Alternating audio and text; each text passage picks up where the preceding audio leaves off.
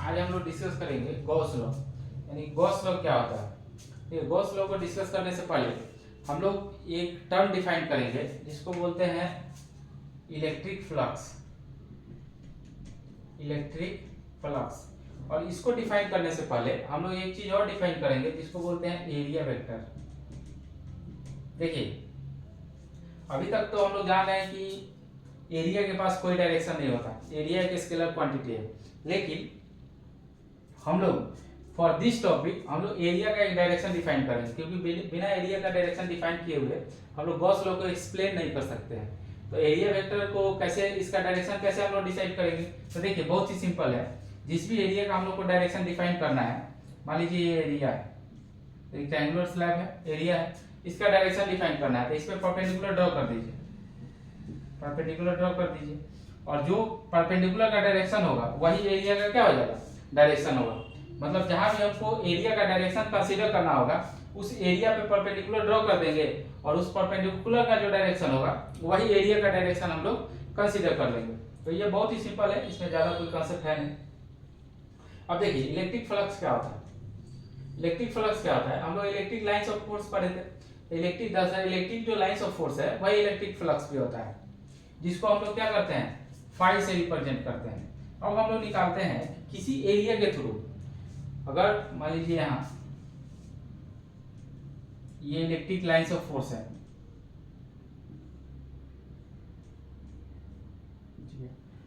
तब हम लोग निकालते हैं कि किसी एरिया के थ्रू कितना number of lines, number of electric lines of force pass कर रहा है, उसी को बोलते हैं फ्लक्स। मान लीजिए यहाँ एक एरिया हम लोग रख दिए, और यहाँ से कितना नंबर ऑफ लाइंस पास करेगा उसको कैलकुलेट करना है, और वही क्या होता है, हमारा फ्लक्स होता है। तो उसको कैसे हम लोग कैलकुलेट करते हैं, तो देखिए फाई को निकालने का फॉर्मूला है, हम लोग इसको डिफाइन करते हैं इलेक्ट्रिक फील्ड और एरिया वेक्टर का जो डॉट प्रोडक्ट होता है ना, ई डॉट डी एस, यही हमको number of lines of force देता है उस एरिया के थ्रू। ये क्या है, इस यहाँ पे इलेक्ट्रिक फील्ड, और जो डीएस क्या है, डीएस है एरिया, एरिया विद डायरेक्शन। मान लीजिए हमको यहाँ देखना है, देखिए यहाँ इलेक्ट्रिक फील्ड का डायरेक्शन और एरिया वेक्टर का डायरेक्शन दोनों सेम है, तो यहाँ क्या लिखेंगे, E dot D S, dot product से डिफाइन करते हैं, तो डॉट प्रोडक्ट को रिप्लेस कैसे करते हैं, E dot D S cos theta. Cos theta का वैल्यू मान लीजिए यहाँ जिधर इलेक्ट्रिक फील्ड का डायरेक्शन है उधर ही एरिया का डायरेक्शन है, तो जिधर इलेक्ट्रिक फील्ड का डायरेक्शन है उधर ही एरिया का डायरेक्शन है, तो दोनों के बीच का एंगल क्या हो जाएगा, जीरो, यानी कि ये क्या हो जाएगा, E dot D S cos zero का वैल्यू क्या होता है, 1। तो किस डायरेक्शन में अगर एरिया वेक्टर और इलेक्ट्रिक फील्ड का डायरेक्शन अगर सेम है तो मैक्सिमम नंबर ऑफ लाइंस क्या होगा, इस एरिया से पास करेगा। अगर कुछ ना कुछ एंगल बना रहा है ये एरिया, तब जो नंबर ऑफ लाइंस जो पास करेगा वो क्या हो जाएगा, रिड्यूस हो जाएगा। एक एग्जांपल से आपको समझाते हैं, देखिए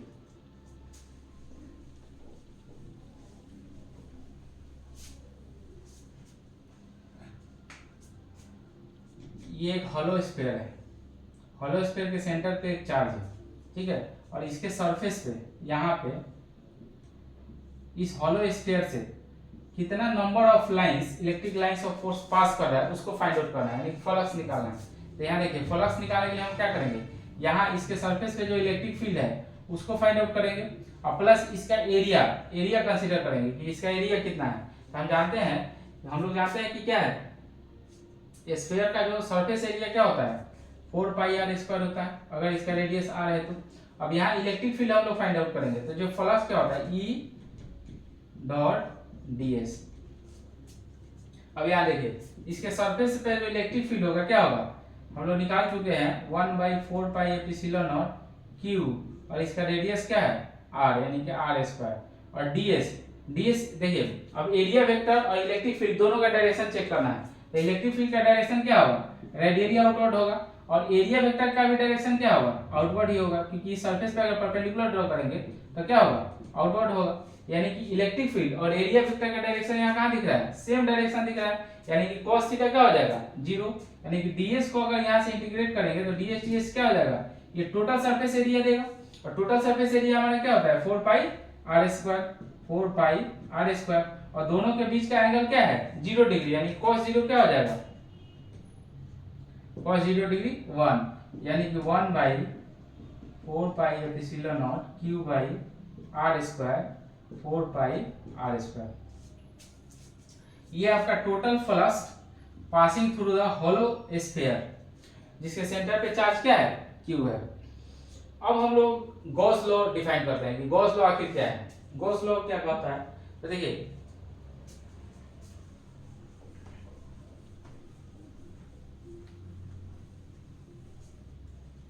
गॉस लॉ, देखिए गॉस लॉ जब भी हम लोग डिफाइन करते हैं तो किसी इंक्लोज्ड एरिया के लिए डिफाइन करते हैं। ओपन एरिया के लिए लोग हम लोग डिफाइन नहीं करते। तो इंक्लोज्ड एरिया मान लीजिए, यहाँ लीजिए कोई एरिया लेते हैं, इंक्लोज्ड एरिया है, यहाँ चार्ज क्यू है,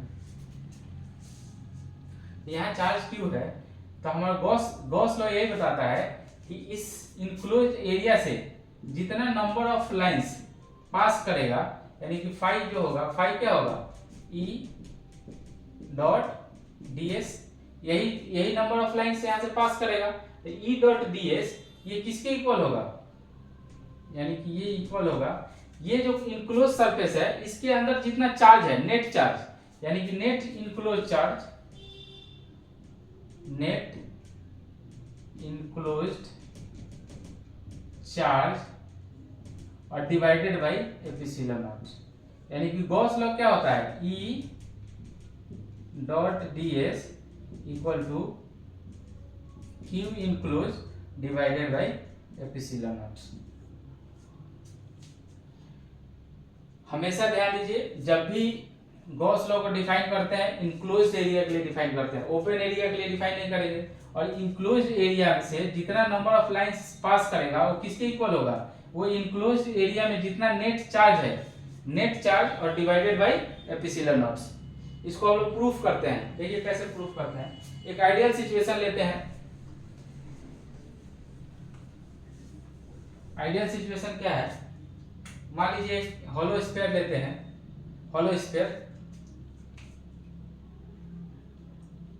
इस हॉलो स्फीयर में देखिए यहाँ पे क्या लेते हैं, चार्ज क्यू लेते हैं, रेडियस यहाँ से r है।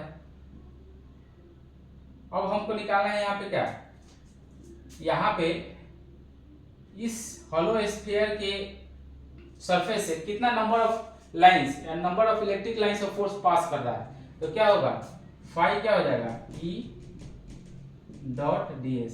अगर इसको हम प्रूफ कर दें कि जितना नंबर ऑफ लाइंस यहाँ से पास कर रहा है वो इक्वल है किसके,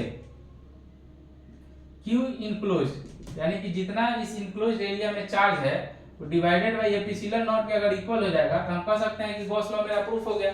तो चलिए पहले हम लोग इसका क्या निकालते हैं, फाई निकालते हैं। फाई E डॉट ds, तो अगर यहाँ इलेक्ट्रिक फील्ड निकालते हैं तो हम लोग निकाल चुके हैं, डिराइव कर चुके हैं कि हॉलो स्फीयर के सरफेस पे इलेक्ट्रिक फील्ड इंटेंसिटी क्या होता है 1 बाई 4 पाई एप्सिलॉन नॉट और Q डिवाइडेड बाय इसका रेडियस क्या हो जाएगा r स्क्वायर। अब यहाँ देखिए और ds देखिए, अगर ds को यहाँ एरिया छोटे छोटे एरिया को इंटीग्रेट कर देंगे तो हमको क्या total surface area of hollow sphere निकल जाएगा। तो total surface area of hollow sphere क्या होता है 4 पाई r स्क्वायर। और देखिए इलेक्ट्रिक फील्ड और एरिया वेक्टर दोनों के बीच का डायरेक्शन क्या है 0 है। इलेक्ट्रिक फील्ड का डायरेक्शन भी क्या है रेडियली आउटवर्ड्स। और इस पे देखिए इस एरिया पे अगर एरिया वेक्टर का डायरेक्शन निकालना चाहें तो इस पे क्या करेंगे परपेंडिकुलर डाल देंगे, तो दोनों का डायरेक्शन क्या है सेम डायरेक्शन है, तो cos क्या हो जाएगा 0 डिग्री।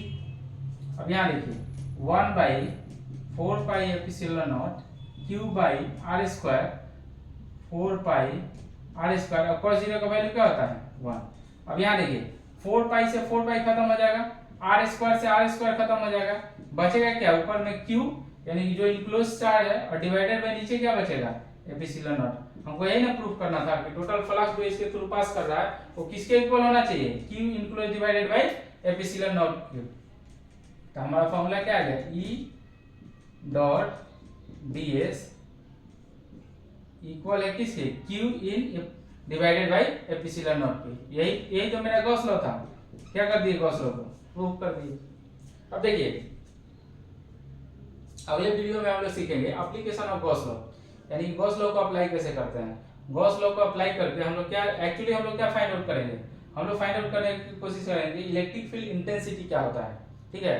तो मेन हम लोग गॉस लॉ का एप्लीकेशन का मेन मकसद क्या होगा, मेन मकसद होगा इलेक्ट्रिक फील्ड इंटेंसिटी को फाइंड आउट करना। तो अगले वीडियो में हम इस चीज को देखेंगे कि गॉस लॉ को कैसे हम लोग अप्लाई करते हैं।